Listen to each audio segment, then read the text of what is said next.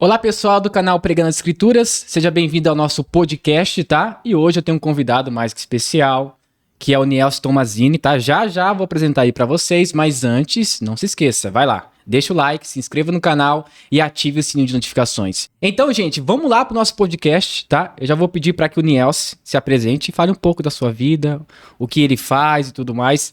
Já vou adiantar uma coisa, tá? Ele é meu professor e tem que me aguentar no seminário. Então, Nielson, fica à vontade, pode falar um pouco sobre a sua vida, onde você se formou, no que você é formado e tudo mais. Fica à vontade. Valeu. Bom, eu acho que é você que tem que me aguentar no seminário, mas tudo bem. Podemos discutir essa situação aí. Bom, meu nome é Nielson Tomazini, sou pastor da Igreja Presbiteriana do Brasil. Tenho mestrado na área de teologia exegética e sou o pai da Amanda, marido da Priscila. Sou de Limeira, São Paulo, né?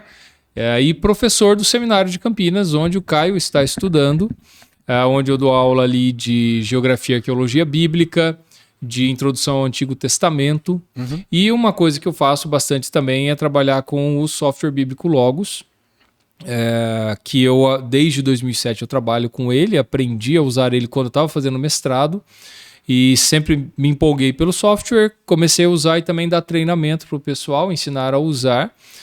E hoje, na verdade, até trabalho para a empresa que faz o Logos, que é a Faith Life. Então, inclusive, o meu maior trabalho hoje, porque eu agora estou trabalhando em tempo integral para a Faith Life, então é esse trabalho que eu trabalho para a Faith Life e também dou aula no seminário. Ajudo também na igreja que eu congrego, mas não pastoreando. E o software bíblico Logos é um dos maiores do mundo? Ou é o maior do mundo? É o maior do mundo, com mais de 6 milhões de pessoas inscritas, né, de usuários ou de contas nele, e é conhecido realmente como o maior software bíblico do mundo, por ser o mais popular e que tem a maior gama de ferramentas. Então, se você não conhece o software bíblico Logos, convido você a conhecer, Vou deixar buscar na internet ou pegar o link que o Caio vai deixar para você conhecer um pouco do Logos, que é uma ferramenta maravilhosa. Quem quer estudar a Bíblia, conhecer a Bíblia, é uma super ferramenta para isso.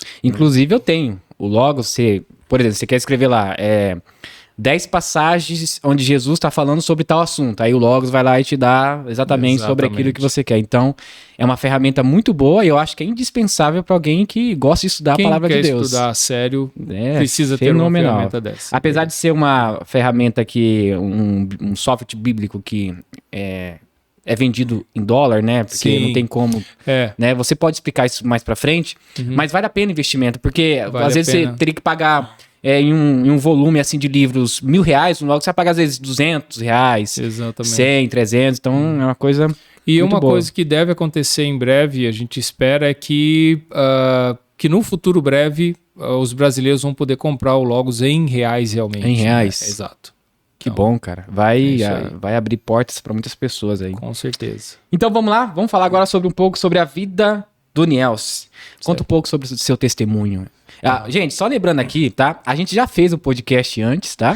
Só que deu ruim aqui em nosso áudio, né? O vídeo até que foi legal, mas o áudio não ficou muito bom. Inclusive, foi até pro ar, mas o pessoal falou, cara, tá com um áudio meio robotizado. Então a gente tá fazendo tudo de novo, tá? Mas eu creio que vai aparecer novos assuntos aqui e vai ser bom novamente, tá? Então, Nielson, conta um pouco, cara, sobre o seu testemunho de vida, né?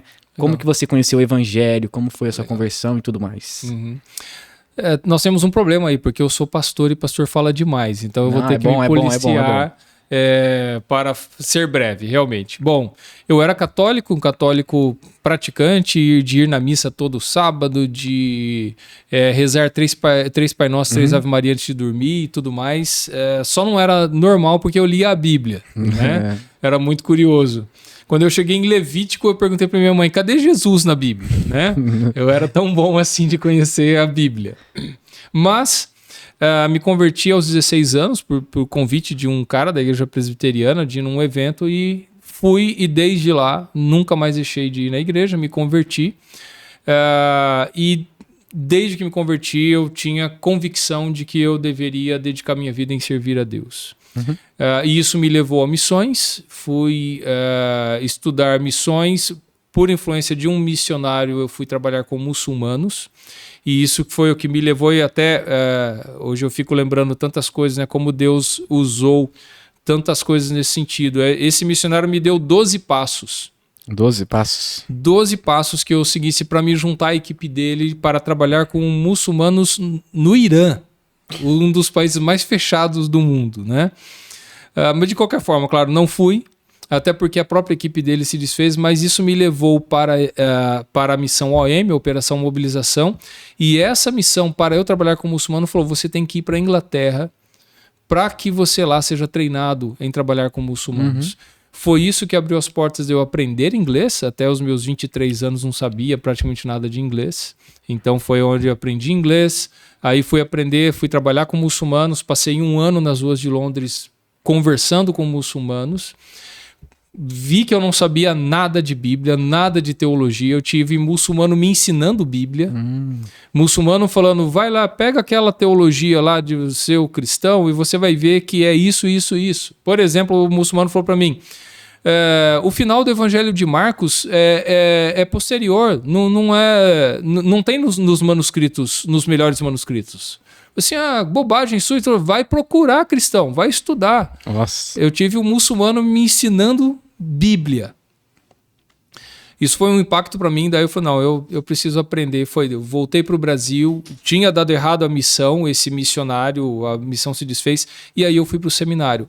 No Seminário Presbiteriano do Sul, onde você está estudando, me apaixonei por teologia, me apaixonei por estudar a Bíblia, e foi onde fui me aprofundando. Fiz o mestrado, e desde lá não parei mais de estudar, e daí quando eu voltei para o Brasil, eu tive a oportunidade de dar aula no seminário, e é onde estou, então, dando aula no seminário, no mestrado que eu conheci o Logos, e daí por isso que eu estou hoje dedicado ao Logos, mas ao Logos e o ensino da teologia nesse sentido. E como que é a relação com pessoas de outras religiões, né? Você está falando dos muçulmanos. Então eles têm um profeta, eles têm um livro a ser seguido, né? Como que é mais ou menos a visão deles sobre Jesus Cristo? É muito interessante. A religião islâmica, eu diria que ela é muito particular com relação a várias outras religiões, porque o que acontece? Se você pega uma religião afro, eles não têm nenhuma ligação direta com o cristianismo no sentido de já ter tido contato anteriormente com o cristianismo, ou o budismo, ou qualquer das religiões orientais. O islamismo ele está intrinsecamente ligado ao cristianismo e ao judaísmo, porque o Maomé, né, o nome dele era Muhammad, não que eu esteja falando certo em árabe, mas é Muhammad. Ele tinha contato direto com cristãos e judeus, e o próprio Alcorão, que é o livro sagrado dos muçulmanos, está falando dos cristãos. E está falando que os cristãos não são de confiança, que os cristãos têm um entendimento errado, os cristãos estão errados porque eles acreditam que Deus não é um, é três.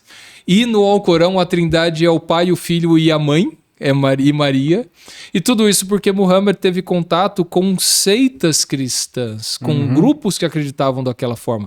A gente tem no Alcorão, sabendo que Muhammad teve contato com o Evangelho de Tomé, que é um apócrifo que vai falar que Jesus, quando ele era criança, ele fazia pombinhos de barro e soprava e o pombinho saía voando. Nossa. Que as crianças tiravam sarro dele e ele transformava as crianças em porcos. Então, esse evangelho, nós temos parte desse evangelho, das ideias desse evangelho, no Alcorão. Então, assim, a particularidade do islamismo é que é uma religião que ela já nasceu dizendo o cristianismo está errado. E um ponto-chave, Jesus Cristo não é Deus de forma alguma. Jesus sequer morreu. Ele fez de conta que morreu, mas ele não morreu. Então, é direto no Alcorão. O Alcorão vai falar de Abraão. Só que vai falar que Abraão levou para sacrificar não Isaac, e sim Ismael, porque os árabes vêm de Ismael. Isso aí sim, a própria Bíblia vai falar que os árabes descendem, né, dos ismaelitas. Então existe toda essa mistura de versões diferentes das histórias, tanto do Antigo quanto do Novo Testamento. E por que existe essa briga entre essa questão de Terra Santa, né? Porque tem Não, a terra aqui foi dada a Ismael. Não, aqui foi dada a Isaac. Por que existe essa briga hoje em dia, sabe? Falar? Sim, eu posso falar brevemente, porque a coisa é bem complexa, mas em suma, assim, um grande problema é, vamos supor, socialmente falando, ou geopoliticamente falando, um grande problema que tem é o quê? Houve a Segunda Guerra Mundial, houve o Holocausto, os nazistas perseguindo, né, e exterminando os judeus. 1948, a formação lá da ONU e precisa formar um lugar para os judeus. Levar eles de volta para a terra deles. Só que a terra deles não é mais terra deles. A terra é de quem? É dos palestinos, que são árabes também. Alguns dizem que são os descendentes dos filisteus. Palestino-filisteu tem uma relação. Alguns dizem. De qualquer forma, eles são de uma liga árabe. Eles são os árabes ali. Quando, vamos supor, a ONU ou os outros países falam, olha, vocês têm que abrir espaço para os judeus virem, isso criou um grande problema. Os árabes não tinham força para lutar contra isso, né? Para brigar contra o resto do mundo, vamos supor. Mas isso trouxe um desconforto muito grande. Logo em seguida que Israel se estabelece, o Egito vai atacar e há uma série de conflitos ali. Depois eu vou falar da Guerra dos 6 Dias, que Israel consegue retomar isso, aquilo tudo. Então existe esse desconforto já de novo. Árabes e judeus, uma guerra ali. Agora, para o lado religioso, o grande problema é o seguinte. Ali a gente ouve falar do Muro das Lamentações, a gente ouve falar do Domo da Rocha. O que acontece? No local onde era o templo da época de Jesus, o templo que Herodes construiu. Exatamente naquele local onde era o templo, está construída uma mesquita em cima. Para os judeus, aquele local é sagrado, porque o templo precisa ser reconstruído. Só que para os muçulmanos, aquele local também é sagrado. Por quê? Porque aquela mesquita se chama o Domo da Rocha, porque tem um domo realmente. Mas porque existe uma rocha lá, e segundo a tradição muçulmana, naquela rocha tem uma marca da pata do cavalo de Maomé quando ele subiu ao céu. Nossa, aí vai virar um... Então o que acontece? Ali é um lugar de peregrinação e um local sagrado para os muçulmanos. Ali é um local de peregrinação e sagrado para os judeus. Aí lascou. Não aí tem conciliação. Aí o que acontece? O que tem hoje? Os judeus não podem acessar lá em cima o local do templo, porque é uma mesquita. Então o que eles têm é o muro lá embaixo. É o lugar mais próximo, eles podem pelo menos ficar com o muro, mas lá em cima, que é o local onde os judeus querem, eles não podem chegar lá. Então aí você tem os judeus ortodoxos e vários grupos e outros judeus que o que eles querem? Nós precisamos tomar Jerusalém toda nossa, nós precisamos arrancar os muçulmanos daqui, destruir essa mesquita e construir o templo. Ou seja, imagina se destruir um local santo desse, todos os árabes do mundo inteiro vão se reunir para atacar Israel. E aí os Estados Unidos vai vir e vai defender Israel, o resto do mundo, quem vai se colocar do lado? Ou seja, Terceira Guerra Mundial. Entendi. Né? Então esse é um grande problema realmente que não se vê solução para ele. Mas essa briga de território não é a mesma briga que nós vemos lá, por exemplo, nos evangelhos, quando existe a narrativa... se não me engano, de João, da mulher samaritana. Sim. Uns diziam que deveriam adorar lá no Monte Gerizim, outros lá no Monte Sião. É a mesma coisa. É basicamente isso, a mesma coisa. Exatamente. Então, podemos chegar à conclusão que isso sempre vai existir, porque quando o judeu chegar e falar assim, não, essa terra é minha. Exato. Aí vai chegar o árabe, não, é minha. É minha, aí exato. Vai ficar essa... Então não tem jeito. Todos acham que essa terra é minha. Todos acham, entendeu? Então, o judeu, essa terra é nossa, a gente tem o direito dela, nós devemos estar com ela. E os palestinos, os árabes, falam exatamente a mesma coisa. É tradição, então não vai ter jeito. Vai passar de geração em geração, fatos e mais fatos, vai falar, essa terra é nossa e ponto final. Exatamente. A menos que haja uma catástrofe, né? E aí a gente não sabe qual é o resultado. Mas em qual sentido? Você tá falando uma guerra? Uma guerra, tipo, sei lá, um terrorismo, alguém vai lá que sejam grupos judeus e explodem aquela mesquita inteira. E de repente vem uma força árabe toma, fala assim, agora Jerusalém inteira é nossa, os palestinos têm que ir embora daqui, eles não têm mais acesso aqui, ou vice-versa. O que vai acontecer? Né? Já que a gente está falando sobre Terra Santa e tudo mais, você fala muito na sala de aula sobre a questão dos israelitas e também sobre como Israel adorava antigamente, lá no Antigo Testamento e tudo mais. Eu queria que você falasse um pouco como que foi a primeira relação de Israel com a idolatria, né? Qual foi o primeiro contato que eles tiveram com deuses, que eles rejeitaram Yahvé e tudo mais? É bem interessante isso pelo seguinte, o Antigo Testamento quase inteiro permeia essa questão do perigo da idolatria, de adorar outros deuses.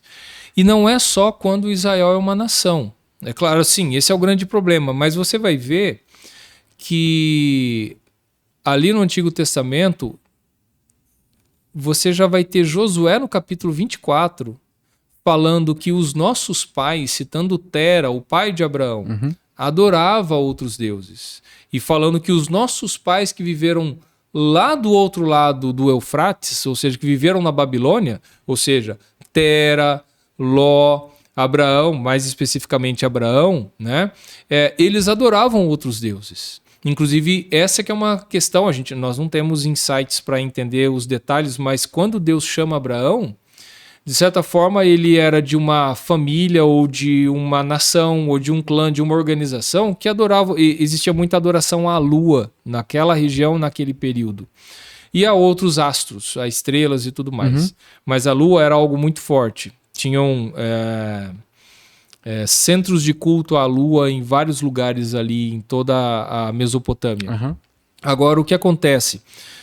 Talvez Abraão fosse um cara que adorava a lua, porque cresceu, aprendeu, só que Deus simplesmente chamou ele.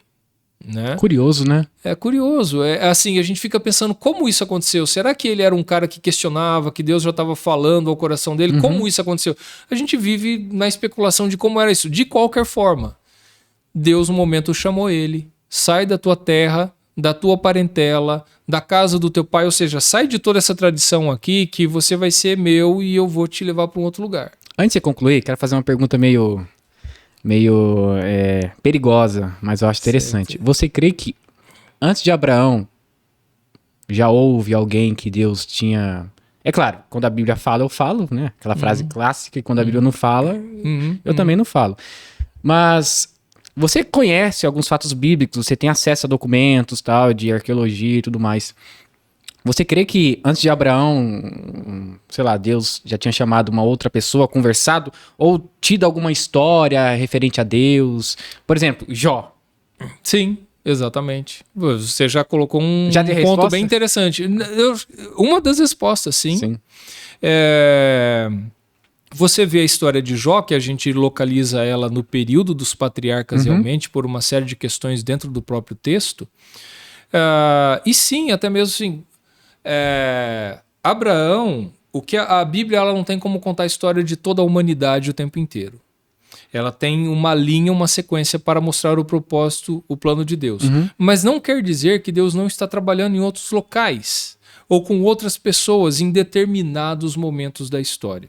E principalmente nesse caso, quando ele ainda não tinha feito um pacto específico com alguém, como no caso de Abraão, para uma linha toda genealógica de uma nação, de uma pessoa, um clã, um povo, uma nação, ele estava trabalhando com outras pessoas, né?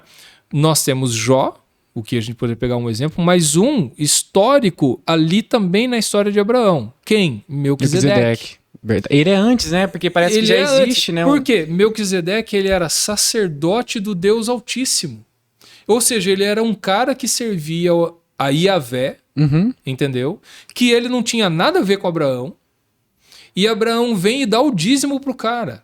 Entendeu? Entendendo que ele era sacerdote do verdadeiro Deus. Então, o que acontece?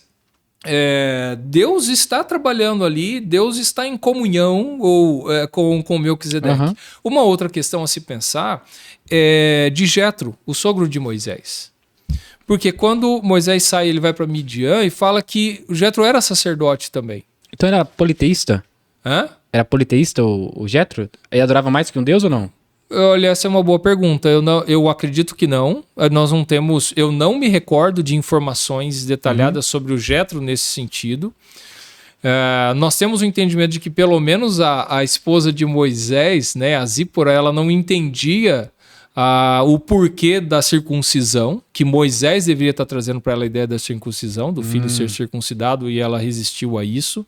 Nós temos um dos textos mais cabulosos, se eu pudesse dizer. Que chama ele de homem sanguinário. Exato, que fala que Moisés estava numa pousada e aí Deus foi até a pousada procurando Moisés para matar ele. E aí a Zípora circuncida o filho, joga o pedaço do prepúcio e fala, toma aí, né? E chamando ele de homem de sangue. Então, uma interpretação seria que ela estava resistindo a fazer aquilo quando viu que Deus estava perseguindo eles de alguma forma, né?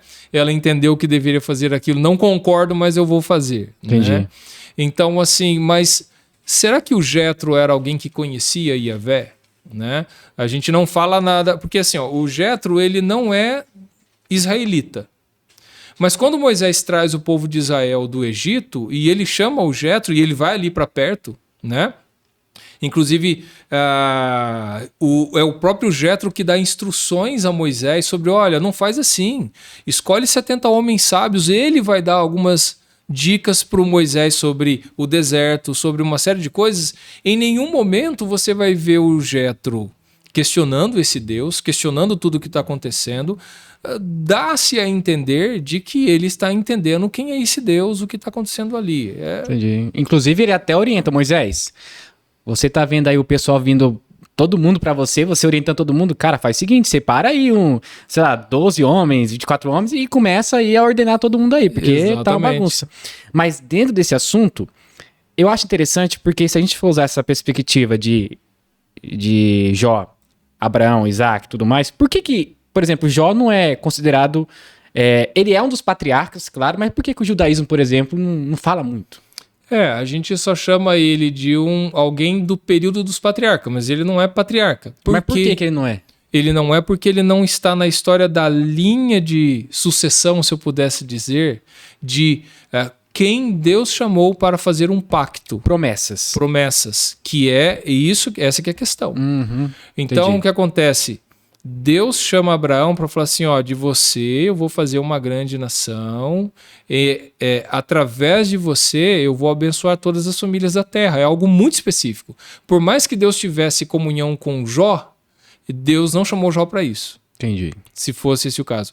Abraão é algo extremamente específico, né? Por isso que ele é até colocado como o pai da fé, porque ele foi o primeiro a ser chamado e a partir dele ia começar esse processo de redenção, né? Dele como representativo, não que Deus estivesse começando o processo de redenção em Abraão, né? Mas em chamar alguém específico para um plano específico de a partir de você eu vou trazer uma nação que vai ser minha representante e dela eu vou trazer o representante, o Messias e tudo mais, começa ali em Abraão, né? Não tá no script aqui, mas vai emendando uma na outra. Você também, às vezes, dá aula de teologia sistemática, ou tô enganado? Não, teologia sistemática não. Então vamos cortar aqui. Eu achava que você dá, pô. Não, teologia sistemática não. Você dá introdução ao Antigo Testamento ao Novo Testamento. Exato. Tá, vamos lá. Nelson, vou fazer uma pergunta pra você aqui, não tá no script, tá? Eu queria falar um pouco sobre tipologia. Certo. Até que ponto a gente pode usar a tipologia na Bíblia? Por exemplo, a gente olha lá em Gênesis, os teólogos falam assim, Deus foi lá, matou um animal, Deus deu as vestes lá pra Adão e Eva, tal. É uma tipologia de que matou alguém pra fazer com que tal, assim, assado. Sim. Até que ponto a gente pode usar a tipologia e não exagerar? Tipo assim, falar, isso aqui que tá acontecendo no Antigo Testamento aponta pra Jesus. Sim. Até que ponto a gente pode, assim, usar? Olha, essa é uma boa questão, Caio. E eu acho assim, é uma boa questão pelo seguinte, nós precisamos ser realmente cuidadosos. Porque é muito fácil eu achar... eu posso querer achar o que eu quiser, entendeu?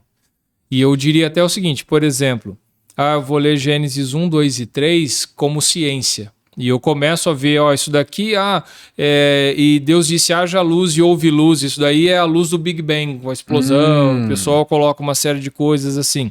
Ou também, exatamente o que você falou, coloca alguns símbolos que às vezes pode não ser exatamente isso. Ou até pegar o livro de Cânticos, não que ele não seja uma tipologia, mas eu sacrifico, eu ignoro tudo o que ele está falando ali, o que aquele livro está falando na prática, na realidade, da importância do amor homem e mulher, o amor sendo celebrado, a importância da família, isso, aquilo, tudo. Então, é realmente preciso ter cuidado e, às vezes, até aquelas coisas, por exemplo, eu vi alguém uma vez dando um exemplo, é muito, muito bom, com Davi e Golias. Aí ele falou assim, olha, por quê? Eu posso ter Davi, ele é você lá, né? Isso é muito que coach, você né? precisa, você precisa pegar as pedrinhas, né? E tacar, você tem que ir na força de Deus, isso, aquilo, tudo. Eu não lembro se foi até Tim Keller ou quem quer que falou assim, não, olha, se você for ver ali naquela história, quem é você naquela história... Você é o exército de Israel medroso. É verdade. Né? Você é aquele lá. Tá? Aquele que vai destruir o Golias é Jesus. Aquele que vai na força do Senhor, talvez você esteja ali morrendo de medo. Então você usa o que você quiser. Mas aí eu quero fazer uma aplicação, viajar no negócio. Não, você tem que ser firme, confiar no Senhor e tal. Você pode achar coisas no texto sim que estão falando isso. Não estou dizendo que, puxa, Davi ele tinha ciência de que, olha, esse cara, o que está acontecendo aqui é uma guerra espiritual. E nessa guerra espiritual, porque ele fala assim, quem é você para afrontar o exército do Deus vivo? Ou seja, Davi tinha consciência, pera um pouquinho, gente, nós já ganhamos a guerra. Porque é Yahvé que está cuidando. Agora, não é você tem que ser forte, você tem que... Não, eu confio que Deus... eu preciso colocar Deus no centro, Cristo no centro, e não eu no centro, como eu pego um Davi e Golias e faço um sermão de como eu sou o queridinho de Deus e sou super especial. Gente, esses dias aconteceu uma coisa engraçada no Instagram. Eu fiz um vídeo falando que mulher não pode ser pastora, tudo mais. Eu fiz um vídeo de, acho que 14 minutos, aí o cara respondeu assim... Mas por que não pode ser, pastora? Porque Deus usou até uma mula. Eu falei, mas como você vai comparar, cara? Sim. Mas ele tentou... Ele tentou ajudar, mas ficou mais pior. Feio. Tipo, aí todo mundo falou, não, cara, você tá criticando errado. Faz de uma forma mais, mais certinha. Então a gente tem muito esse problema. Porque hoje em dia, a nova onda aí do coaching e tudo mais, eles usam, né? Usa aqui esse personagem, tal, pra representar a gente, e assim assado, e vira uma bagunça, né? Uma salada mista. Exatamente. Mas, Niels, ainda dentro do assunto de Israel, na antiguidade, eu sei que eles se envolveram bastante com alguns ritos, com algumas, não sei se posso falar doutrinas, mas algumas coisas eles pegaram dos babilônios, por exemplo. Sim. Anjo. De onde que veio essa palavra? Puxa vida. Realmente é muito interessante isso. Até antes de responder isso, eu preciso voltar aqui. Você fez uma pergunta e eu não respondi, só uma coisa pequena. Quando você falou do envolvimento de Israel com outros deuses, acontece que a gente vê realmente não só lá Josué falando de Abraão ou dos antepassados que adoraram outros deuses, mas em toda a história de Israel, você vê o problema da idolatria. Idolatria como adorar outros deuses.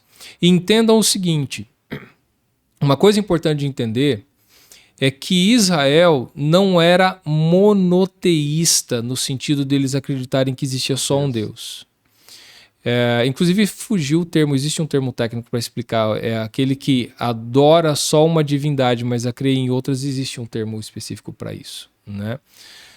Me fugiu a memória agora. Mas o que acontece? Era por isso que Israel, eles o tempo inteiro, eles passavam por isso, que eles acreditavam que Baal era um deus de verdade. E que Astarote era um deus. E a diferença é que Yahvé era o deus. E era o deus acima desses deuses menores. E aí o sincretismo que era o problema. Era aquele negócio assim, não... eu sou de Yahvé. Eu só vou fazer essa oferta aqui para o Baal porque o meu vizinho cananeu falou que é o Baal que manda chuva. E como eu plantei aqui, estou precisando de chuva, eu só vou dar essa ofertinha aqui para o Baal, mas eu sou de Yahvé. Então esse é o problema de Israel e às vezes é o problema de nós cristãos hoje. Não, eu sou de Jesus Cristo, mas eu vou fazer desse jeitinho meu aqui porque, né, mais ou menos isso. Então, em toda a história de Israel houve esse problema, mas eles levaram isso, extrapolaram isso ao ponto de ir para o exílio por abandonar totalmente Yahvé e servir outros deuses. Vê o caso de Salomão, né, e tantos outros casos, né? Mas voltando porque você tinha falado, agora me fugiu a sua pergunta. Anjos e querubins. Isso, anjos e querubins. O que acontece? A palavra para anjo no Antigo Testamento, ela simplesmente significa mensageiro. A diferença é que você percebe no texto que se ele está falando de um mensageiro humano ou de um mensageiro divino. A ideia, a palavra anjo realmente significa isso em hebraico, né? Você vai ter depois, com a influência da língua grega, a ideia de anjo, aí a palavra angelos em grego, que ela vai trazer a ideia de, quando se fala angelos, é um ser celestial. Que aí já existia uma visão, a filosofia, a teologia grega que vai misturar isso daí. Mas sim, o que nós temos, o que alguns estudiosos entendem, os críticos, é que a Babilônia já tinha uma angelologia desenvolvida. Então, o que acontece? Os textos mais próximos nossos do Antigo Testamento, os mais próximos, vamos supor, da época de Cristo, né? Esses textos, por exemplo, que seja dos profetas, Isaías, Jeremias, Ezequiel e tudo mais, nesses textos você vai ter essa diferenciação, falando desses anjos e tudo mais, que é um período muito mais próximo da influência babilônica, ou da influência ali da Mesopotâmia, com toda essa angelologia desenvolvida. Então, assim, a descrição, principalmente Ezequiel, né? Até o pessoal que procura OVNIs aí, adora Ezequiel, porque tem uma descrição espetacular ali em Ezequiel, falando de círculos e círculos dentro de círculos, e fumaça e fogo, e o pessoal vê que são naves espaciais que estão pousando ali, essa é a visão que Ezequiel está tendo e tudo mais, e seres celestiais que têm 6 asas, e com 2 voam, com 2 cobrem o rosto, com 2, né, cobrem os pés e tudo mais. Isaías 6 vai descrever também, né, os serafins, isso, aquilo, tudo. Mas esses detalhes, esse detalhar desses seres celestiais e até esses nomes, serafim, né, querubim e tudo mais, isso já existia na Babilônia. Então isso não existe. E aí, qual é a ligação? Os textos mais antigos da Bíblia, eles não têm esse desenvolvimento. Daí ele falou assim, mas tem o querubim já em Gênesis. Deus colocou um querubim com uma espada lá para guardar o jardim. Alguns vão falar, não, isso daí é uma atualização do texto, mas não tinha querubim ainda quando estava sendo escrito o livro de Gênesis.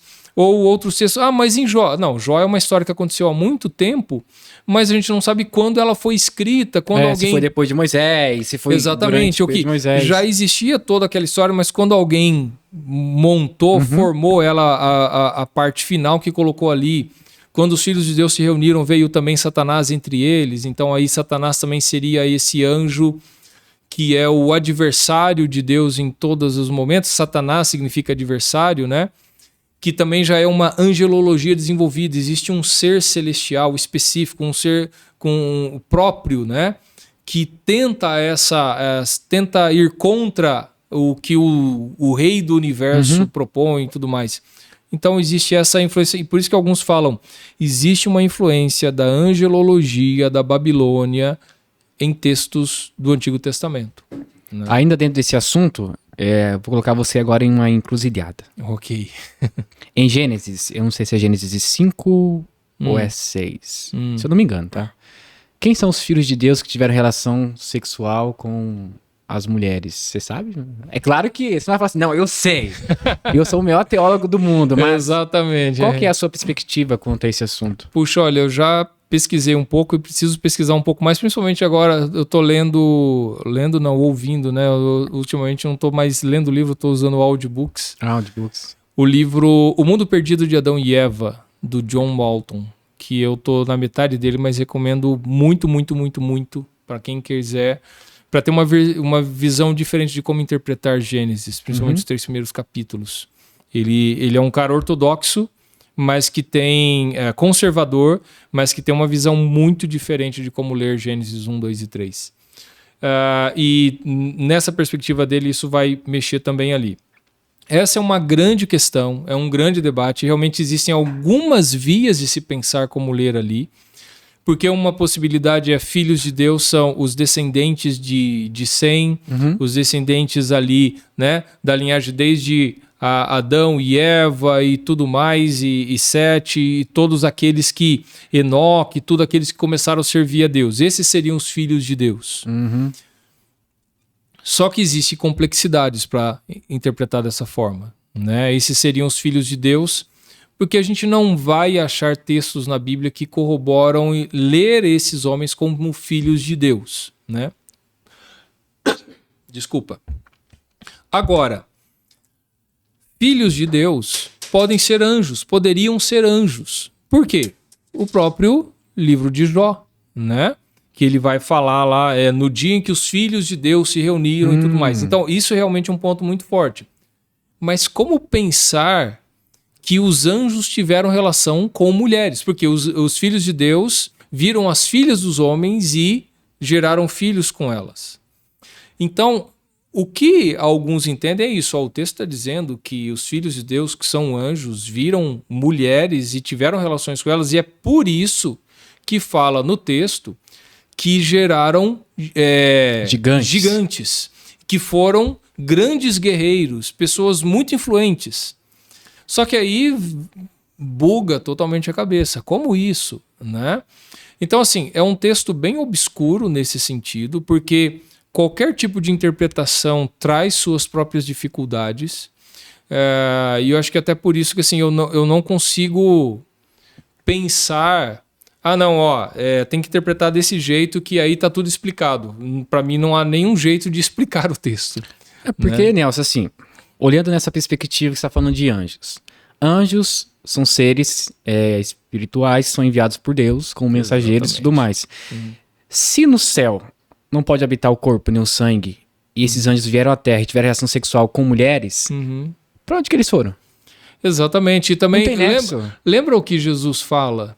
Ele fala assim, quando os saduceus questionam sobre o casamento. Ah, tá. Ele fala... meu irmão morreu, tá? Não casam nem se dão... Porque é como os anjos de Deus. Então, aí não... Não casam, não se dão em casamento, né? Então é uma questão muito complicada. E é por isso que também aí você vai ter alguns que vão falar assim, não, isso daí era uma visão também, influência de outras religiões ou de outras teologias que entendiam a possibilidade dos seres celestiais virem à Terra e intervirem várias histórias, sejam gregas, sejam egípcias e tudo mais. Deuses vindo e tendo relações com seres humanos. Você vai ter nas outras culturas. E aí também na Bíblia o que você vai ter? Por exemplo, o próprio livro de Gênesis. Em Gênesis, quando se fala de anjo, eles são sempre antropomórficos. Tirando o querubim, que não está falando da forma dele, o querubim lá no Jardim do Éden com a espada. Mas o que acontece?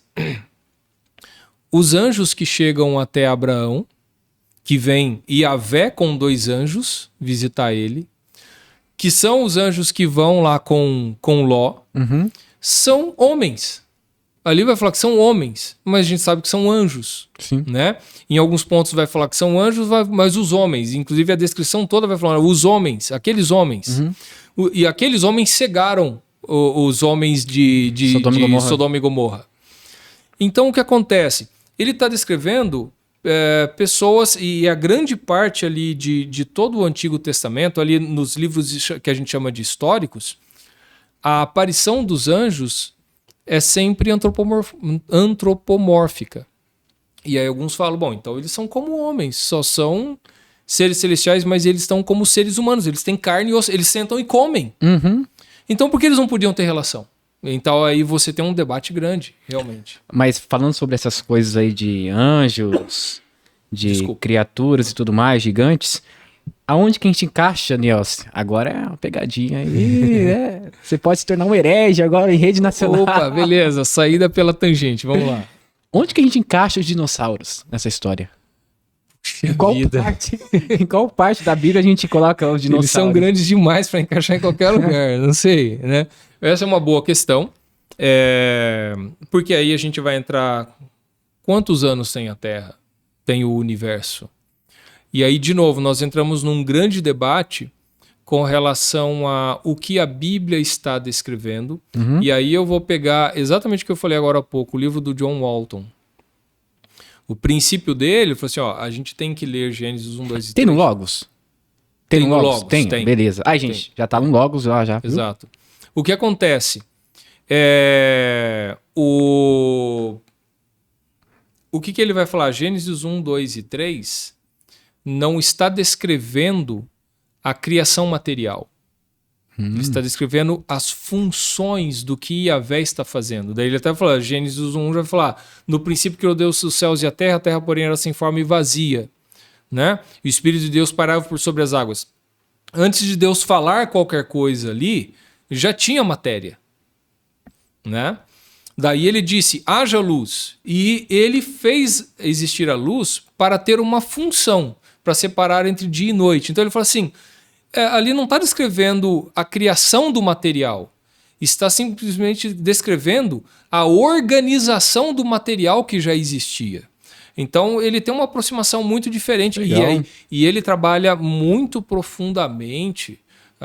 O John Walton não é um cara qualquer, eu diria.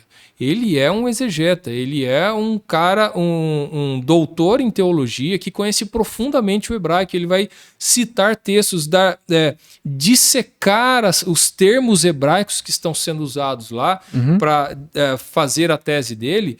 E ele vai falar assim, olha, a pergunta se o mundo tem milhões de anos ou não está em Gênesis 1, 2 e 3. Esse é o ponto dele. Entendeu? Gênesis 1, 2 e 3 não está para explicar isso, não está falando sobre isso. Você pode especular dentro dele, mas não é esse o ponto. Né? E aí o que ele vai falar? Não haveria nenhum problema o universo ter milhões de anos, diante do que Gênesis 1, 2 e 3 está descrevendo, assim como não haveria nenhum problema se a Terra tem só 10 mil anos. Por quê? Gênesis não está falando sobre isso. Esse é o ponto dele. Mas realmente a gente tem uma grande questão. Aí você, para resumir também, vamos supor, para não fugir da sua pergunta, né? Quais são duas linhas que o pessoal trabalha? Gênesis, vamos supor, diante do relato de Gênesis, lendo como 6 dias de 24 horas e lendo as genealogias, a Terra não tem mais do que 10 mil anos, então ali Deus criou os dinossauros e tendo criado os dinossauros morreram no dilúvio. E os fósseis que nós temos são do dilúvio. Só que essa que é a questão. Então ali, quando Deus criou todos os seres, ele criou os dinossauros também. Aí a gente tem um debate que alguns vão falar, olha, os dinossauros não viveram na época que os humanos viveram, então isso não é possível. Aí eu acho que até o Adalto Lourenço talvez vá defender, não sei se alguém mais, de que não, os humanos conviveram junto com os dinossauros. Eu não tenho conhecimento científico realmente para debater isso. Entendi. Né? Agora, esse é um lado. Outros vão entender assim, não, os dinossauros viveram há milhões de anos atrás e isso, o que a ciência está dizendo e tudo, e Gênesis 1 está descrevendo algo que aconteceu depois de tudo, ou de um caos ou de alguma coisa. Só que, vamos supor, os dois lados têm suas dificuldades.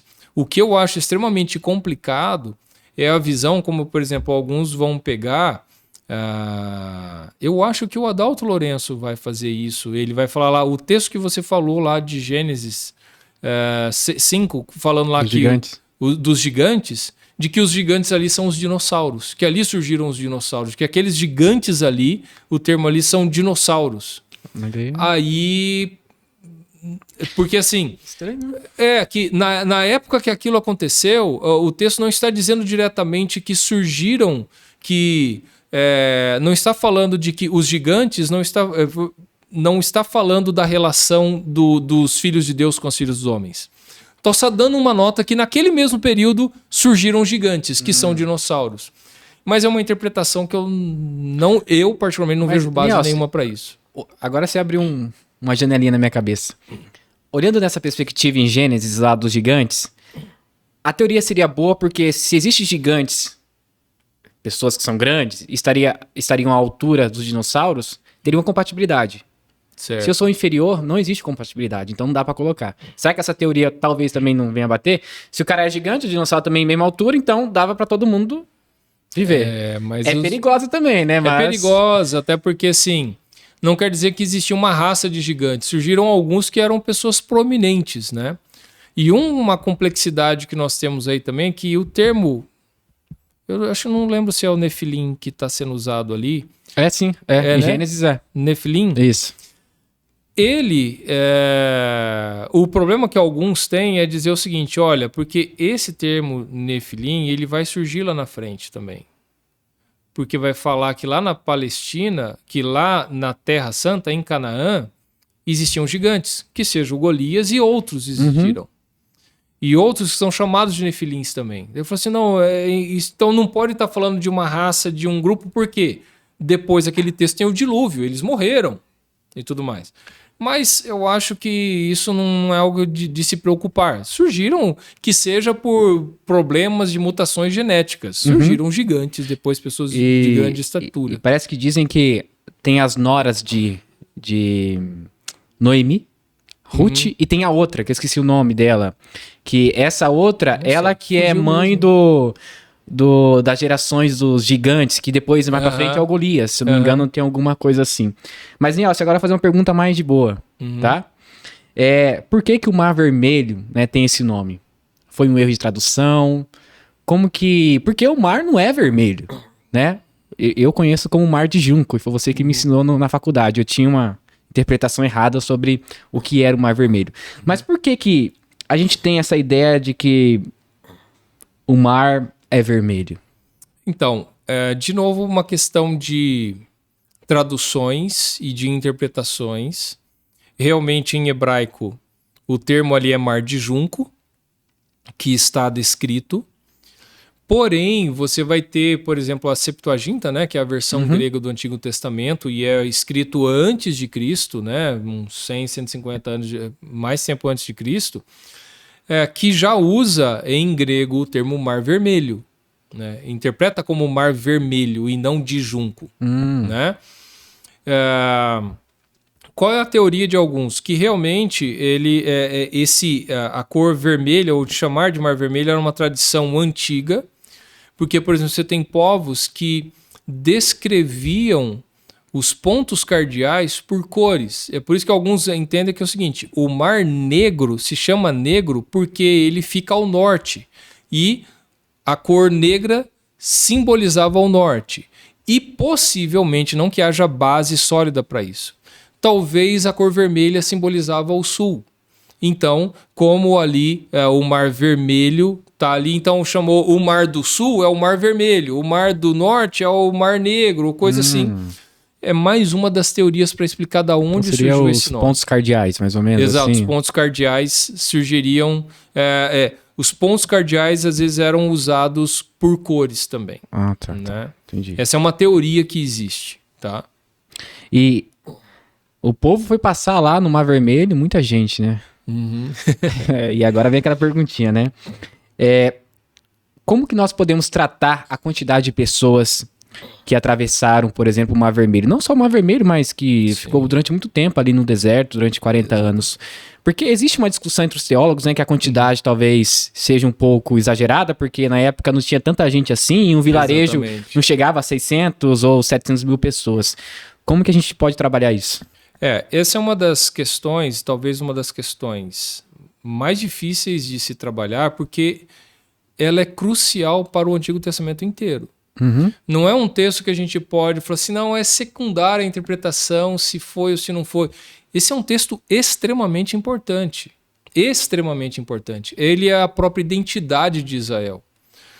Que seja quando Deus vai fazer aliança com Israel, e ele vai fazer a proposta da aliança em Êxodo 19, e ele começa Êxodo 20, que são os 10 mandamentos, os 10 mandamentos vão começar. Eu sou o Senhor teu Deus que te tirei da terra do Egito.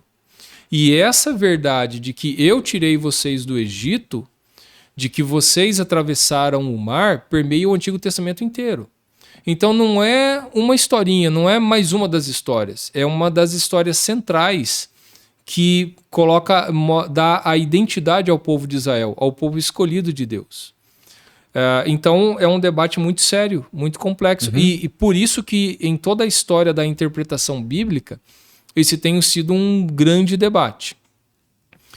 O problema é que nós temos o seguinte, nós temos dificuldade hoje de conciliar os textos bíblicos com o que as ciências modernas têm trazido. Por exemplo, talvez em especial a arqueologia, que é exatamente os pontos que você colocou.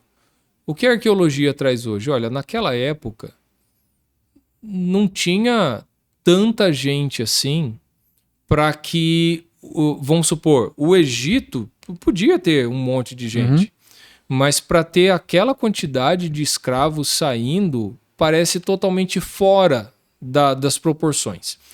O que o texto bíblico está falando? Por volta de 600 mil homens, que, até mesmo sendo modesto em alguns cálculos, daria por volta de 2 milhões de pessoas.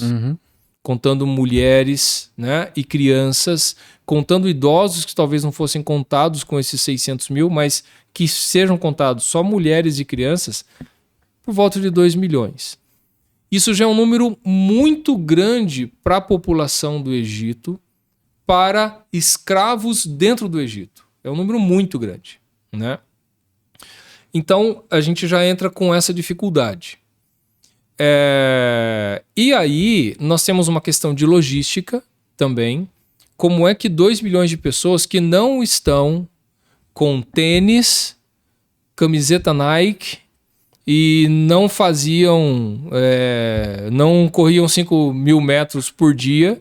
Não é nem esse pessoal. É um pessoal que está andando com comida, com roupa, com animais, transportando até metais. O próprio texto vai dizer. Como é que uma caravana dessa atravessou o mar em 24 horas? Em 8 horas. Que é o que a gente viu lá na aula, né? Que o texto bíblico dá a entender que foi no início da noite, eles começam a atravessar e antes do sol surgir, eles terminam de atravessar, porque é aí quando o Egito vai entrar no mar e vão ser engolidos. Então, nessas 8 horas, quanto espaço era necessário para que uma caravana de 2 milhões de pessoas atravessasse? Daí fosse, bom, então foi um negócio de mais de 1,5 km que o mar se abriu. No mínimo, 2, 3 quilômetros talvez, para que em 8 horas essa caravana inteira passasse. Então, quando a gente esquece, às vezes até tipo assim, o que os arqueólogos ou os céticos dizem, vamos nos ater ao texto bíblico, nós temos algumas dificuldades. E aí a gente fica assim, como é que a gente concilia isso? Nós não sabemos o local exato, nós não sabemos exatamente se era aquele mar ali ou se era um mar de junco, que era como um grande lago, que é uma grande teoria que alguns têm. E aí sim que o pessoal atravessou ali. Nós temos dados, diríamos assim, físicos do que aconteceu. Eu lembro que o texto bíblico vai dizer que o Senhor Deus fez soprar um vento, né, toda aquela noite, e que esse vento fez então o mar ficar longe, né? Então tá falando de um evento natural que Deus causou aquele fenômeno natural para que o mar estivesse seco naquele momento em que Israel precisava passar, né? Então nós temos uma série de informações. Para finalizar isso, dentro de alguns textos na própria Bíblia, nós temos dificuldade com relação aos números. Você lembra que a gente falou sobre isso de texto em Deuteronômio? Sim. Você lembra que fala... Porque assim, daí eles falam assim, olha, quando vocês chegarem lá na Terra, vocês não podem falar assim, olha, Deus falando para ele, não pense que eu escolhi vocês porque vocês são muito numerosos, porque vocês são o menor entre todos os povos. Ele falou, pera um pouquinho, para. 2 milhões já é um número muito grande.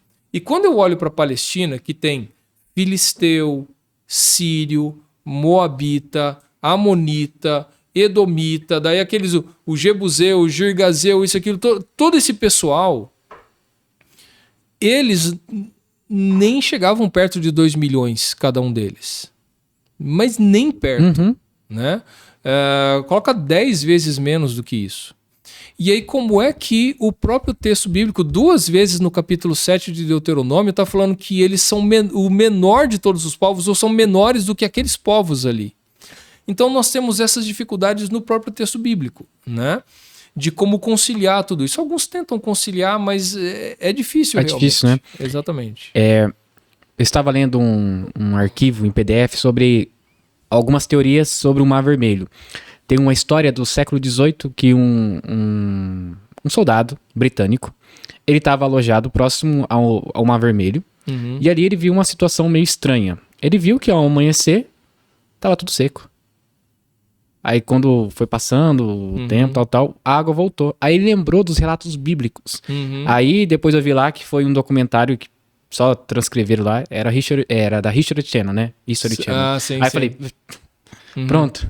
Não dá pra dar credibilidade, né? Mas tudo bem. Aí usaram essa teoria dizendo que o que aconteceu ali não foi um milagre. Foi apenas uma ação da natureza. Sim, tipo, tudo bem. Eu falo assim, olha, ótimo, perfeito. Primeiro, quem é que controla a natureza? Tudo bem. Aí já quebra um paradigma, né? Só que exatamente a questão. Engraçado, né? Esse fenômeno natural ocorre na hora certa, no momento certo, para que Israel passe. E esse fenômeno natural também ocorre no momento certo, na hora certa, para que ele volte e engula os egípcios. Então, sim, eu concordo. Tipo, Deus usou fenômenos naturais para fazer o milagre dele. Entendeu? E aí, para completar isso, Caio, você me permita tomar mais um tempinho com relação a isso, a questão dos números, do tamanho. Existe um cara que também é um estudioso, é o Elliot Friedman. Ele tem um livro que se chama simplesmente Êxodo. Achei que era um Morgan Freeman. Não, não é o Morgan. É o Elliot Friedman. Ele não é Freeman, é Friedman. Friedman. Esse é outro. Tá bom. O Elliot, ele tem um livro, tipo assim, recente, de coisa de talvez nos últimos 4, 5 anos, eu não lembro quando ele escreveu, ou 8, 10 anos, alguma coisa assim. Não é um livro antigo. Qual é o ponto dele, em primeiro lugar? Porque o que a arqueologia vai dizer hoje? Os arqueólogos, por exemplo, o Israel Finkelstein, que é um arqueólogo israelita, um dos mais conhecidos, e ele falou assim, o êxodo nunca aconteceu. É uma história inventada. O êxodo nunca aconteceu. Ponto. Tá? O Friedman, ele está no meio termo. Ele falou assim, não, aconteceu sim. E aí, só que ele não está falando como um teólogo cristão. Ele está falando como um teólogo e um cientista da interpretação bíblica. Ele falou assim, na análise dos textos bíblicos, aconteceu o êxodo. Talvez não aconteceu na proporção que o texto bíblico está contando. Talvez não foram 2 milhões de pessoas. Talvez tenha sido um grupo bem menor. E aí a tese dele é exatamente essa. Foi um grupo bem menor que saiu do Egito. Tá? E que grupo é esse? São os levitas. Ou um clã, um grupo que são os que na Bíblia está chamando de levitas. Mas seria muita gente, mesmo assim. Mesmo assim é bastante gente, mas já diminui para uns 40 mil. Né? Diríamos assim, aí é possível. A logística desse grupo bem menor, que seja de 10 vezes menor do que está dizendo o texto bíblico, é possível. Mas nós continuamos com uma dificuldade. Tipo, não dá para eu simplesmente comprar isso. Então, como é que eu vou explicar o texto bíblico com 2 milhões, diminuindo que seja para 200 mil? Entendeu? Existem várias teorias que o texto, a forma de ler o número, erraram, era contagem diferente, tem um monte de teoria, né? Mas o ponto do Friedman é o seguinte: os nomes dos levitas são nomes egípcios. O próprio Moisés, o nome Moisés não é um nome israelita, não é um nome hebraico. É egípcio, né? É um nome egípcio. Arão e vários outros nomes dentro dos levitas, ele vai fazer uma análise etimológica das palavras, ele vai mostrar o que já é de consenso hoje, de conhecimento de quem estuda isso, de que esses são nomes egípcios. Assim como nós temos locais sendo descritos, os próprios locais no Egito, se alguém inventou essa história lá, esse cara inventou essa história, ele conhecia o Egito, ele viveu ali no Egito, a descrição da localidade, o caminho, a vegetação, o tipo de vegetação, os animais descritos. Existem algumas particularidades que alguém que conhece o Egito, que conhece aquela região, a região onde eles passaram ali, por isso ele falou assim, olha, existe muita coisa no texto bíblico que mostra que alguém conhecia, que alguém tinha nome egípcio, que alguém viveu no Egito, que alguém passou. Então, o mais natural é que essa experiência aconteceu, só que com um grupo muito pequeno, bem menor, e ele tentando conciliar o texto bíblico com uma análise científica, talvez. Então, o êxodo aconteceu com um número menor de pessoas, que esse número são o grupo dos levitas, e aí eles chegaram a juntar com outras teorias. Eles chegaram ali, se juntaram com outros grupos e eles formaram a nação de Israel e aí adotaram essa história do êxodo de um grupo menor para dizer que foi a história de todos eles. Essa segunda parte que eu estou falando já é uma história antiga, tá? Juntando algumas outras teorias. Mas o Eliot, ele faz um argumento muito forte, assim, dizer que o êxodo não aconteceu... Não tem como. Não tem como. Aconteceu. A questão é em quais proporções? E ele vai falar, para mim a proporção é um grupo menor saiu. Entendi. Tá. Eu tava assistindo hoje à tarde, eu peguei no sono, eu vou confessar meu pecado.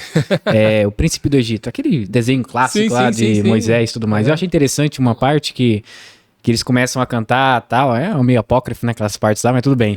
E eles começam a fazer tijolos, né, palha, barro, tudo lá, mais, e começam a misturar.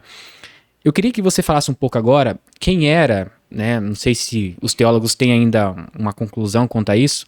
Quem era o faraó daquela época? Porque a gente começa a olhar como os israelitas trabalhavam naquela época, parece que eles estavam fazendo aquele tipo de tijolo para erguer uma coisa muito grande. E existem ideias, por exemplo, que seja Ramsés, daquela época, o faraó... Como que os históricos críticos pensam, os teólogos, sobre quem era o faraó daquela época? Essa pergunta está ligada ao debate sobre em que época aconteceu o êxodo, que é um grande debate. Agora, baseado no texto bíblico, qual é a questão que a gente tem a partir do texto bíblico? Você vai ver que uma das cidades descritas lá em Êxodo, que da onde os israelitas foram escravos e trabalharam, é uma cidade chamada Ramsés. Por isso a ligação muito forte e o grande candidato ser Ramsés II, o faraó do Egito. É o grande esse? Então o que acontece? Ele seria o faraó que estava ali na época do Êxodo, né?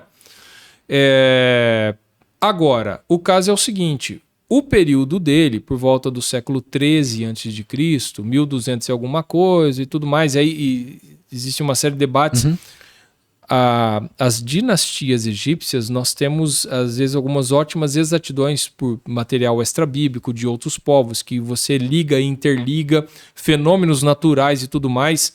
Hoje, a arqueologia consegue, até às vezes, esse rei começou a reinar no ano tal, no mês tal, até no dia tal. Eles conseguem exatamente por fenômenos naturais que estão descritos nos documentos de 1.200 anos, de 1.000 anos antes de Cristo, coisa assim.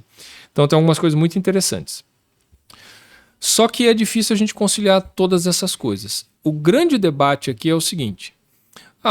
Possivelmente Ramsés seria então o faraó ali do período do Êxodo, contando que seria ali por volta de 1100, 1200, que o Êxodo teria acontecido, 1200 e alguma coisa e tudo mais. Porém, isso que é o grande debate. E aí nós temos um grande debate com relação a textos bíblicos que trazem uma ideia de mais ou menos quando aconteceu o Êxodo, a arqueologia da região de Canaã, da Palestina, inclusive arqueologia da primeira metade do século XX, né? Que vai ver, olha, tem uns estrados aqui de que houve, muitas cidades foram queimadas e tudo mais. Então esse daqui deveria ser quando o povo de Israel entrou e tacou fogo nessas cidades e tudo mais. Então diante disso deve ter sido lá em 1100 e tudo mais. Mas não, isso daqui não bate com o relato bíblico, deve ter sido... E aí você tem uma gama de que o êxodo pode ter acontecido entre o século XV e o século XII a.C., por volta de 1400 e alguma coisa, a 1100 ou a 1200 e alguma coisa. E aí que tá, você vai ter que ver quais eram os faraós nesses períodos, e aí tem 3 principais, um é o Ramsés, os outros 2 me fugiu o nome agora, eu tô precisando melhorar. É Amotep? Alguma coisa assim. É bem próximo disso, exatamente. E o que acontece? Esses são os candidatos. A gente não tem como bater o martelo. Porque alguns falam assim, Ramsés é o grande candidato por causa até do nome da cidade, mas alguns falam, não. O nome pode ser apenas uma atualização. De que, tipo, eles estavam trabalhando muito tempo antes de existir Ramsés, era a cidade com esse nome antes, e depois, quando passou, essa cidade depois se chamou Ramsés, porque o Ramsés ampliou ela e tudo mais, tal. E aí por isso que ficou o nome, mas não necessariamente que na época, exatamente na época do Êxodo, essa cidade tinha esse nome. Não necessariamente, então... No Egito tem muita prática de desenhar nas paredes, né? Sim. Principalmente figuras das pessoas que foram importantes, né? Sim. Também conta histórias, né? Muita Como que história. venceu o povo vizinho e tudo mais. Mas José, ele foi governador do Egito.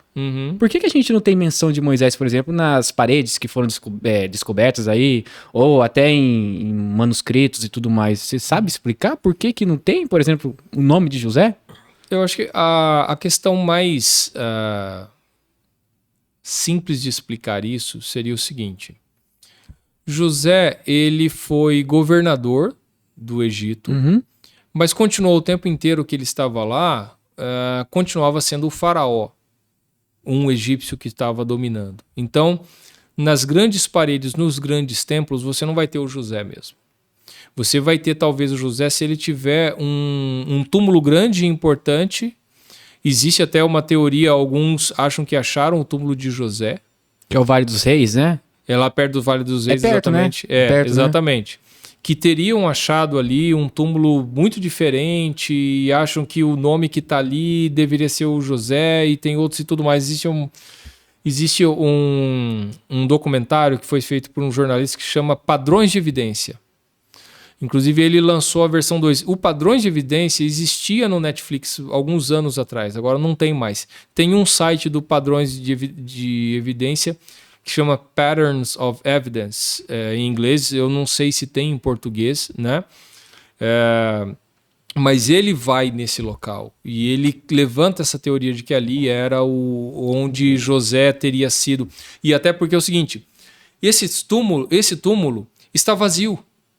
Não tem ossos aqui. Mas levaram, né, os ossos. Exatamente. E legal, ele vai reforçar essa teoria e tudo mais.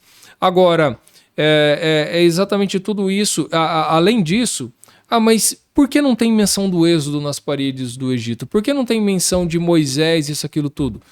Porque as paredes do Egito, basicamente, estão exaltando os faraós, os deuses.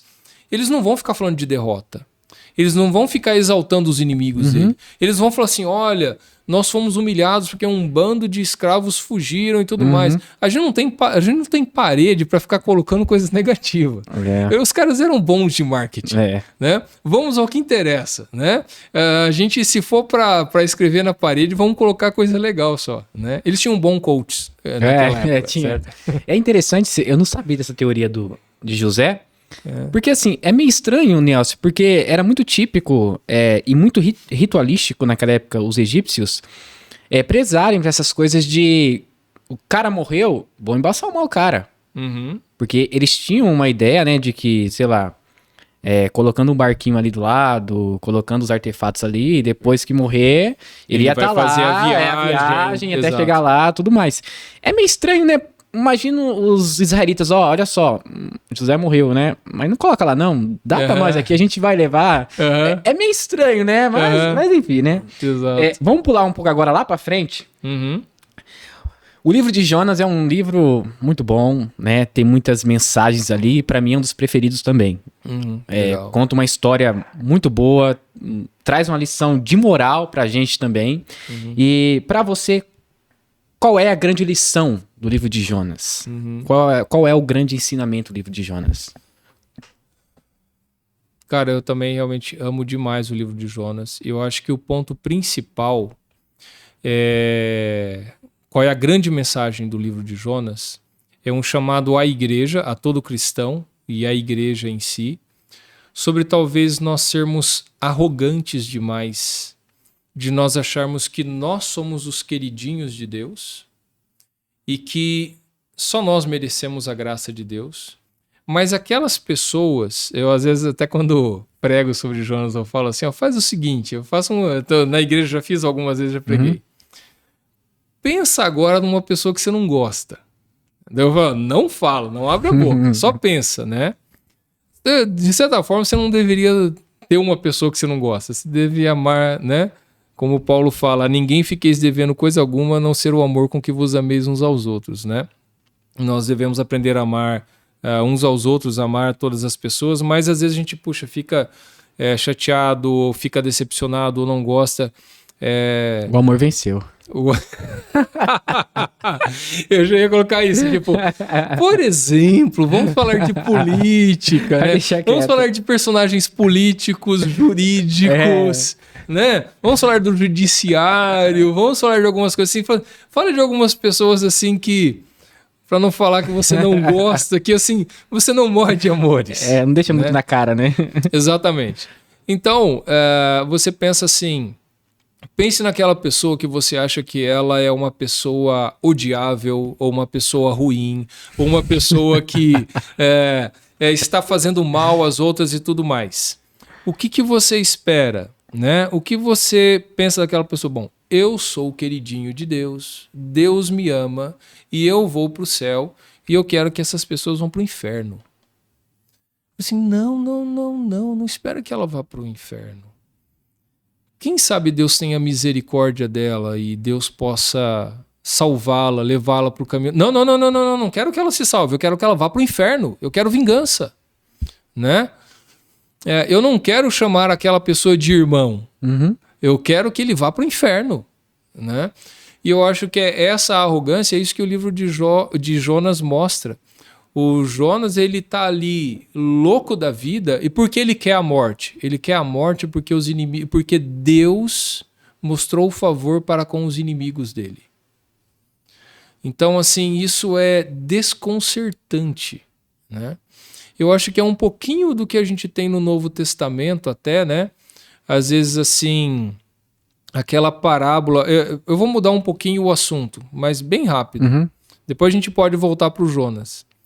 Eu acho que uma das parábolas desconcertantes é aquela quando Jesus fala dos trabalhadores na vinha, que uma é chamada às 6 da manhã, outra às 9 da manhã, outra ao meio-dia, outra às 3 da tarde e um último grupo às 5 da tarde. Eles recebem o mesmo salário, né? E recebem o mesmo salário. Eu falei assim, não, Deus não é justo, né? Aí o cara chega e fala assim, olha, isso não é justo. Eu comecei a trabalhar às 6 da manhã e você acertou de me pagar R$20. Você acertou de me pagar R$100. Você me chamou às 6 da manhã e falou assim, ó, se você trabalhar o dia inteiro na minha vinha, eu te pago R$100. Pô, legal, ótimo, tô nessa. Aí chegou um cara para trabalhar às 5 da tarde, ele trabalhou das 5 às 6 da tarde só. E aí, a hora de receber, que todo mundo recebia na hora, o cara fala, chama primeiro o pessoal que chegou às 5 da tarde, depois às 3, deixa o das 6 da manhã lá no final, né? E o das 5 da tarde recebe R$100. O das 3 da tarde, R$100. Aí eu que comecei a trabalhar às 6 da manhã, falei assim, pô, esse cara é generoso, acho que ele vai dar uma graninha a mais. E aí ele me dá R$100. Mesma coisa. Eu falo, pô, cara, que absurdo é esse? E qual é a resposta de Deus? Eu não acertei com você isso. Eu tô fazendo alguma justiça com você? Eu falei que eu ia te dar isso. E, inclusive, o que é maravilhoso aquele texto, ele fala assim, acaso é mal aos teus olhos que eu sou bom para com eles? Tipo, se eu quero dar R$100 pro cara que trabalhou só 1 hora, o que você tem a ver com isso? O dinheiro é meu, eu faço o que eu quiser. Você vê que ele entre aspas, Deus não tá falando isso, mas ele está falando, olha, eu não acertei isso com você, eu não tô pagando o que eu acertei com você, então é aquele negócio assim, mas quer dizer que ele é mais queridinho do que eu? Eu sou o queridinho. Eu não quero... Então tem um pouco desse lado de nós nos acharmos a última bolacha do pacote, como alguns dizem, né? Nós somos os queridinhos de Deus e quando Deus está trabalhando com outros, está salvando outros, está abençoando outros, às vezes ao invés de nós nos alegrarmos, assim, não, se eu não for o queridinho... Não vai. Não vai. É interessante quando você olha, por exemplo, o ladrão da cruz. Tu é ortodoxo. Tu viveu 30 anos fazendo sacrifícios lá no templo, tudo mais. Aí depois se converteu, creu em Cristo, aí vem um cara lá, Jesus, quando tu entrar no paraíso, né, lembre-se de mim. E fala, hoje vai... Aí o cara tá lá embaixo ainda, vai ter que esperar Jesus voltar, tudo mais. Exatamente. Isso é injusto, né? Nelson, a gente tá chegando já no final do nosso podcast. Mas eu queria que você falasse sobre um livro, cara, que é um pouco polêmico e existe alguns tipos de interpretações erradas.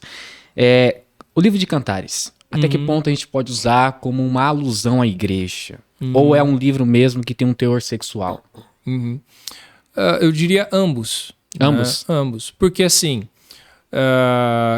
claramente nós podemos fazer uma relação com Cristo e a igreja, e em primeiro lugar, antes disso, Yahvé e o povo de Israel. Porque nós temos no Novo Testamento essa alusão. Paulo em Efésios capítulo 5 ele vai falar sobre Cristo e a igreja, e ele vai falar, o marido deve amar a esposa, né? Assim como Cristo amou a igreja e se entregou por ela e tudo mais. Ele fala, grande é esse mistério, e eu falo com relação a Cristo e a igreja e tudo mais. Então assim, a relação a relação homem e mulher sendo usado como uma ilustração, como uma base, como uma referência ou como um modelo para mostrar o amor de Cristo para com a igreja e de Yahvé para com Israel, isso está no Novo Testamento e está no Antigo Testamento. Você vê Oséias, né?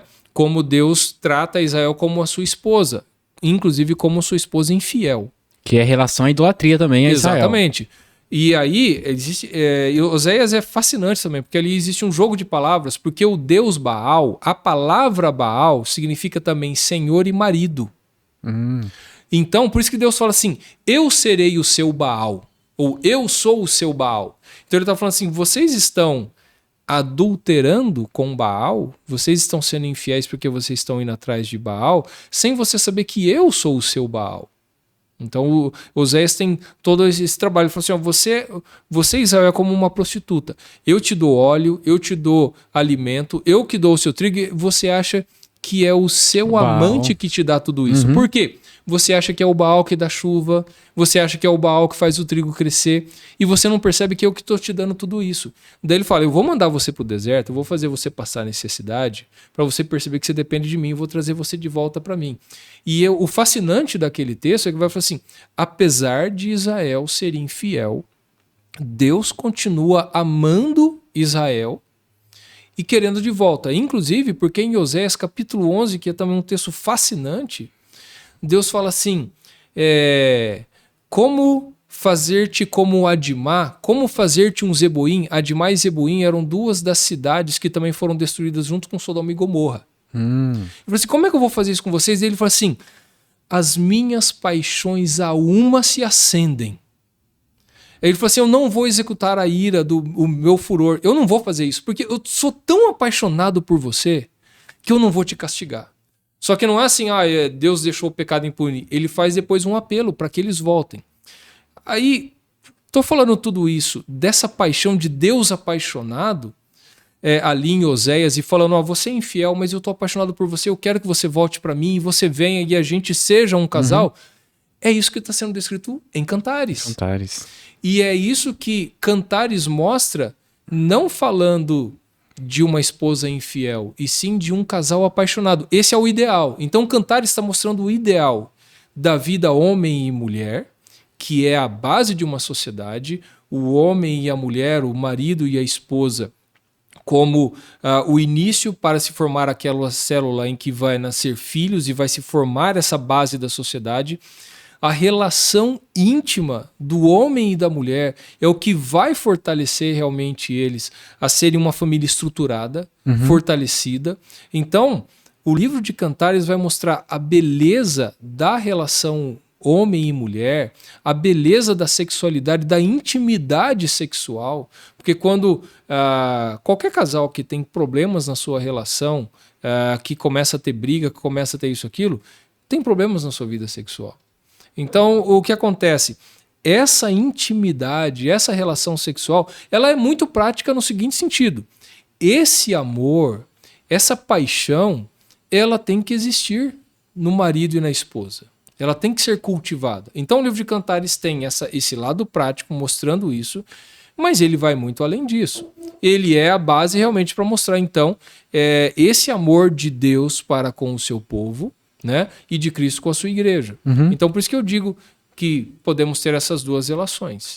Show de bola. Gente, chegamos ao fim de mais um podcast, tá? Não se esqueça, tá? Entra no nosso canal lá, vê se você está inscrito no canal, para você não perder mais nossos podcasts. Mas antes disso, eu vou pedir para que o Nielsen fale um pouco sobre o software bíblico Logos, né? Legal. Onde podemos encontrar, quais são as novidades, em qual versão já está também. Então fica à vontade de falar um pouco sobre Logos. Claro, eu agradeço, Caio, essa oportunidade. O Logos, como a gente já falou, é o maior software bíblico do mundo hoje. Infelizmente, nós não temos muitos concorrentes, alguns até faliram, como o antigo BibleWorks e tudo mais e tal, mas a Faith Life, que é a empresa que faz o Logos, é uma empresa sólida. O Logos já existe, a Faith Life, a empresa, já existe há mais de 30 anos, e o Logos existe há 30 anos, né? É um software sólido, que tem muitas ferramentas. Alguns acham, quando falam de software bíblico, que é um software para fazer exegese, para estudar as línguas originais. Esse é um dos diferenciais do Logos. Ele é muito mais do que isso. Além de ter as ferramentas mais avançadas para que você possa fazer isso, você pode fazer pesquisas profundas. Você pode, até mesmo quem não conhece grego ou hebraico, consegue, através do Logos, entender qual o significado das palavras, o que elas significam, e facilmente, de forma muito simples, clicar com o botão direito do mouse em cima de uma palavra em português, saber qual é a palavra grega que está por trás e clicar, falar assim, o estudo dessa palavra, quantas vezes ela ocorre, onde ela ocorre, quais são os significados possíveis para essa palavra, as nuances que ela tem. Então, assim, ele é muito profundo nesse sentido, mas ele também tem ferramentas para você preparar sermão, para você buscar por termos, falar assim, sobre infralapsarianismo, um palavrão teológico. Tá, você quer estudar teologia sistemática, você quer entender os termos, aí ele vai puxar na sua biblioteca onde vai falar sobre aquilo, explicar quais são as linhas, as posições.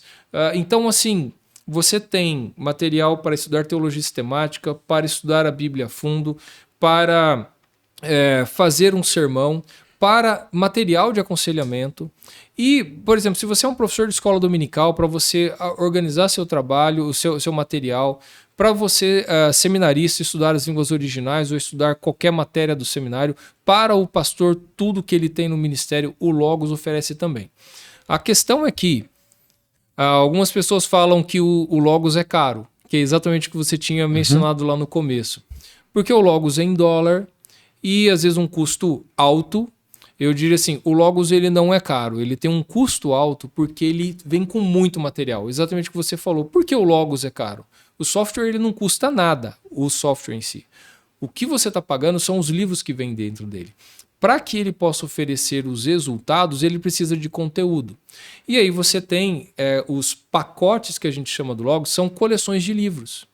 Então, quando e aí a gente falaria assim, quando é que numa única compra você compra 300 livros de teologia? E quanto custariam 300 livros de teologia? né? Se você pensar R$50 cada livro, você vai gastar no mínimo R$1.500. Muita grana. É muita grana. Só que, aí que tá, o Logos ele vem com um pacote grande, o Logos vai vir com mais de 600 livros. Tem pacote com mais de 1.200 livros, né? Então é por isso que você tem esse custo. Porém, quando você compra dentro de um pacote, esses livros estão com mais de 80% de desconto. Inclusive, o canal oficial do Logos em português, se não lançou essa semana, está lançando agora essa semana, mostrando que nos pacotes do Logos, o custo dos livros é em média $2. Que seja 10, 15 reais cada livro. Quando que você vai pagar 15 reais em livros de teologia que você tem comentários e tudo mais, uma série de coisas assim, né? Então, realmente, o custo, quando você compra um pacote, ele é muito baixo o valor dos livros. E aí você pode parcelar para você comprar um pacote tão bom quanto esse, comprar esse material todo, né? Mas, e aí, você tendo a sua biblioteca, você vai conseguir realmente ter esses resultados e pesquisar todos os assuntos teológicos. E, se eu não me engano, a novidade do Logos 10 é que tem também a opção de se passar lupinha e algumas coisas que estão em inglês, dá para traduzir, é isso? Exato, ele já vem com tradução automática dentro dele. Então mas tem que fazer a atualização e pagar uma taxa. Se você tem o Logos 9, nós estamos agora na versão 10, aí sim você tem que vir para a versão 10, ou quem não tem o Logos, compra, a única opção é comprar o 10, não tem versões anteriores, mas quem tem o Logos 10 tem essa ferramenta, a ferramenta de tradução automática. Então, se você tiver um comentário em inglês, não precisa ser em inglês, pode ser em francês, pode ser em latim, pode ser em espanhol. Você tem dentro do software já a tradução automática para o português. Cara, que legal. Exato. Gente, o QR Code vai aparecer em algum lugar aqui acima, tá bom? Aí o link vai estar fixado nos comentários, então acessa lá o site do software bíblico Logos para você ver lá o que é melhor para você, o que cabe no seu bolso, tá? Que na verdade o Logos, ele é gratuito, na verdade, o aplicativo, né? Inclusive, quando eu tinha a versão gratuita, já tinha alguns livros, algumas versões da Bíblia e tudo mais. Mas você vai se apaixonando aos poucos, aí você vai querer investir e tudo mais. Então, acessa lá e vê o que cabe no seu bolso. Nelson, obrigado. Eu que agradeço, cara. Por estar aqui conosco, foi muito bom. Eu queria conversar sobre mais coisas, mas não vai dar não, senão vai virar vigília aqui, né? Mas foi muito bom, tá? E eu queria que agora você falasse um pouco sobre as suas redes sociais, onde as pessoas podem te encontrar.